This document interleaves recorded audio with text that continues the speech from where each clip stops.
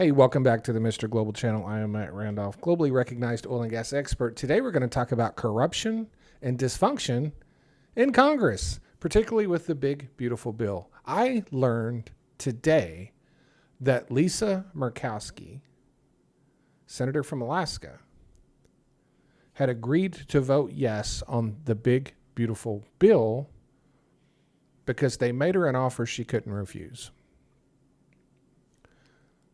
People in Alaska, her constituents, would be exempt from the worst parts of the bill. So they would be exempt from the Medicaid cuts and the cuts to SNAP. She was perfectly willing to take away health insurance from the 329 other million Americans that live in the United States as long as her people were exempt. She was perfectly okay with taking food assistance away from children in all 49 other states as long as her people were exempt. And why did she agree to that? Because of all of the giveaways in the big, beautiful bill to the oil and gas industry. Basically, she agreed to take away lifelines for the poor and disadvantaged in all of the other 49 states as long as she could play a role and participate in big handouts to the fossil fuel industry. Yeah. What a great woman. And what are some of those big handouts? Well, let's start with the corporate alternative minimum tax provision. Yeah. Oil and gas companies in her state would be exempted from that, costing U.S. taxpayers $1 billion. Leaving tax liabilities for drillers in the state of Alaska at zero. It reverses the increase in royalty rates that Joe Biden placed on fossil fuel companies in the Inflation Reduction Act. So if you are not aware of this, since about 1920, oil companies that drill on public land, on federal land, our land, your land and my land, right? The royalty that they had to pay had been the same since 1920. It was a 12% royalty. Now, the average royalty for a private landowner or any land, minerals that are not public land, right? Privately held land, typically ranges anywhere from 17 to even as high as 25%. Oil companies were paying 12% to the U.S. taxpayer. Joe Biden said that's not fair.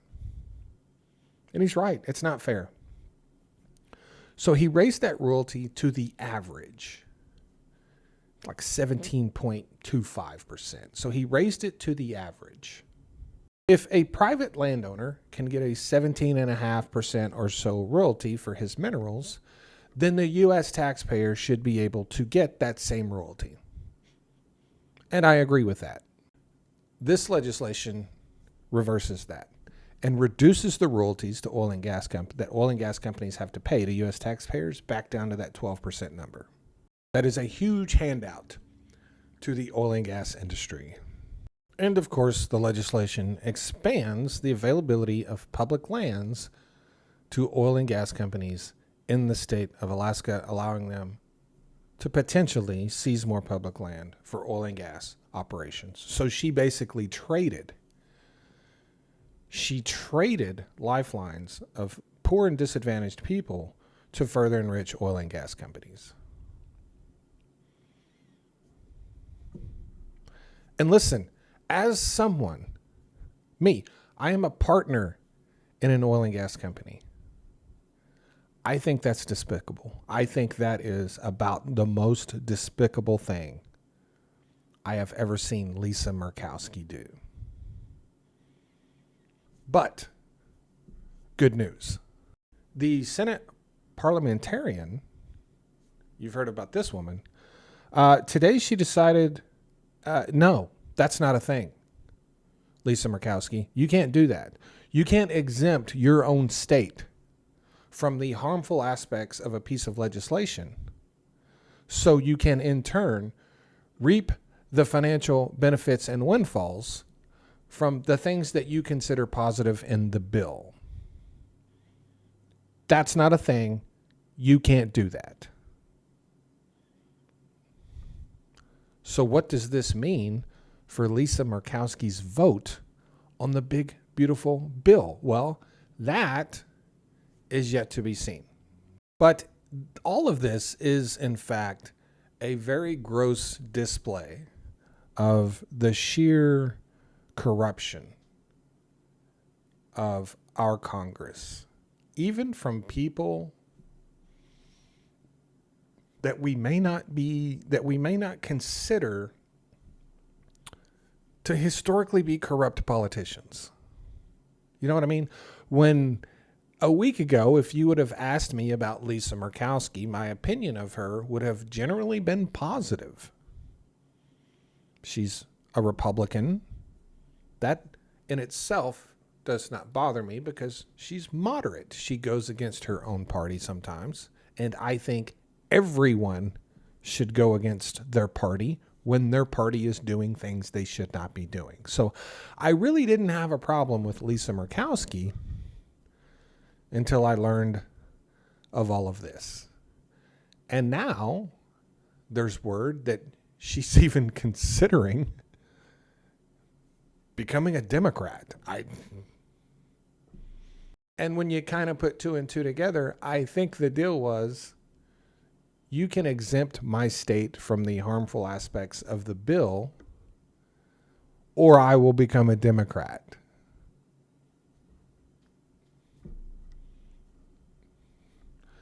The bill is so bad, she's willing to switch parties.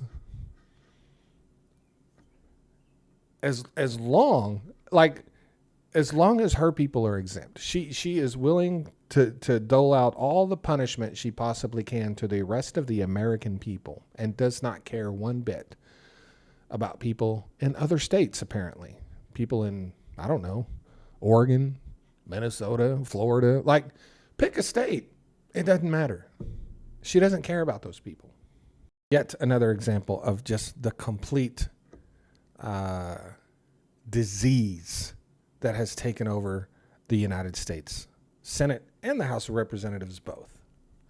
You have to know that this stuff likely occurs much more frequently than we understand. You have to know that that is how these pieces of legislation that are often not popular enough to pass and don't seem to have a clear path to ever being voted on and passed by the Congress, suddenly they come up with the votes.